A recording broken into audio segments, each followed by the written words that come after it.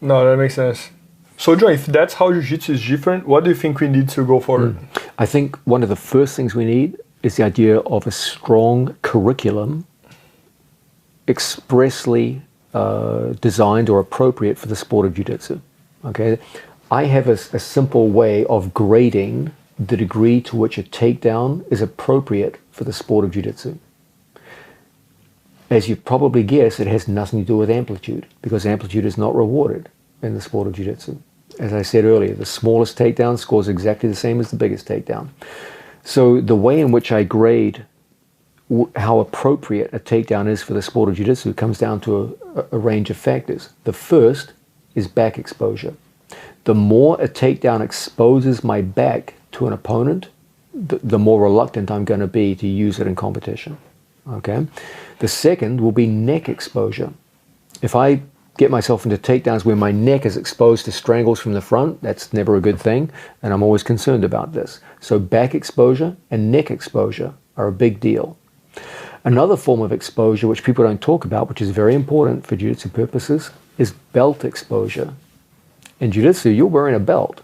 Okay, many takedowns which are common in wrestling, single legs, double legs, etc., make it very easy for an opponent to reach over the top and get a hold of your belt. Now, a belt grip is a very powerful throwing grip, and common moves in jiu-jitsu, such as a single leg, can be very strongly countered with uchimata or sumigeshi with a belt grip. So you've got to be careful about how much you expose your belt as an opponent reaches over your back and gets to your belt in the sport of jiu-jitsu. So these are real problems for the jiu-jitsu athlete. How much back exposure do we generate? How much neck exposure to guillotines, etc., to loop strangles do I generate with a given takedown? How much belt exposure do I generate? Another big problem for jiu-jitsu athletes is roll-through exposure. What is a roll-through? That's where I hit a high-amplitude throw, usually in a forwards direction, and the amplitude of the throw is such that when I hit my opponent, he grabs me and physically rolls me through. So I threw him flat on his back, but the net outcome of the takedown is me in bottom position. Okay, yep. You throw someone hard with a good uchimata, there's a very good chance you're going to get rolled through. And so you threw the guy. Under judo rules, you would have won the match. But in jiu-jitsu rules, you literally score nothing. You're underneath the guy, the outcome of the throw. And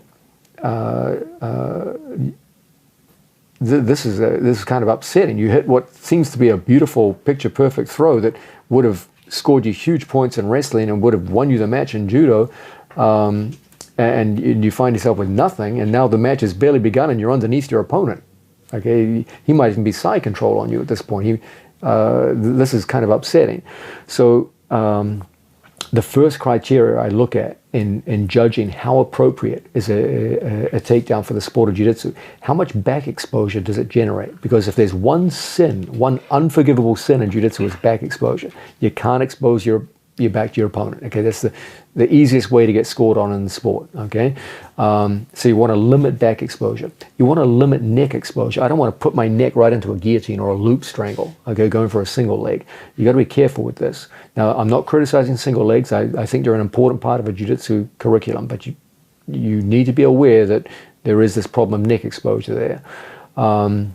Belt exposure. I can't just give easy access to my belt to an opponent and be naive about this. Now, again, there are some takedowns more than others that expose your belt to your opponent. Single leg's an obvious example. And then there's this idea of roll-through exposure. There are many high-amplitude takedowns that set you up to be rolled through, and then in jiu-jitsu you don't score anything with that.